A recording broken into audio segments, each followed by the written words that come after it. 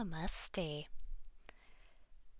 On my current project, I am using a graph to show me where to put certain colors and whatnot to get my desired image. And so I thought I would show you a trick and tip that is very helpful for me as I try to concentrate on where to put different colored stitches while following the graph.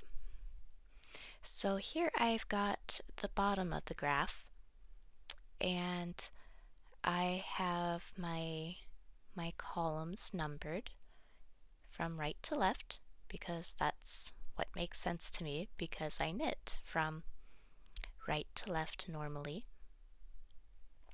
And so I have all of these numbered. Since the squares are a little small, I did draw in little dividers to help me visually so my eyes aren't accidentally associating a particular number with the wrong column.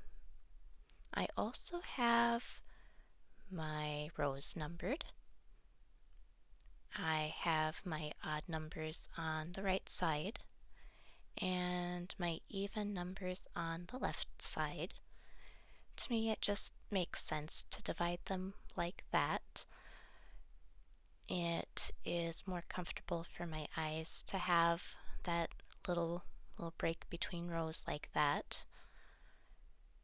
For some people, depending on the pattern they're using, it might make more sense to have the odd numbers on the left side and the even numbers on the right side.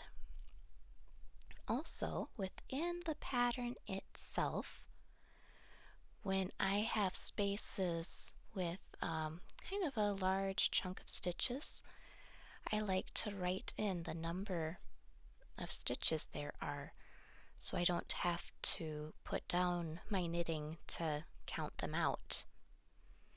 And so before I even got to that point in the project, I did the counting and penciled it in. Same with up here. In areas where it's just the two stitches, that's pretty easy to discern at first glance. And so I kind of skipped penciling those in. And so I kind of continued that all the way up. This is a special mark because for the most part this pattern is symmetrical except for these particular rows. And so I put that mark there to remind myself to pay more attention to that one. Sometimes on some patterns that are very asymmetrical, I will even write in the number of stitches from this point to where my color changes. But since this pattern is very symmetrical and seems to have kind of a defined outline, it didn't seem quite as pertinent, but as I get to these areas, I might add that count in right here and right here. And so,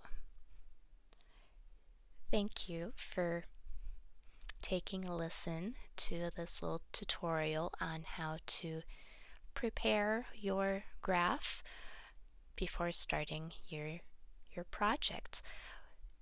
This is applicable to both knitters and crocheters, whether you're doing a Fair Isle kind of knitting or even a corner to corner crochet, in which case you would maybe number these differently if you're doing corner to corner.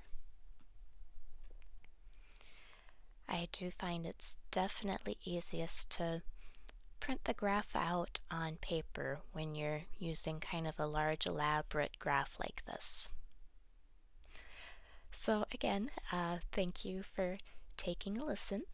If you found this interesting or at least entertaining, kindly give this video a like and perhaps consider subscribing so you can catch the next goodies I will be sharing down the road, perhaps even with this same project. Namaste.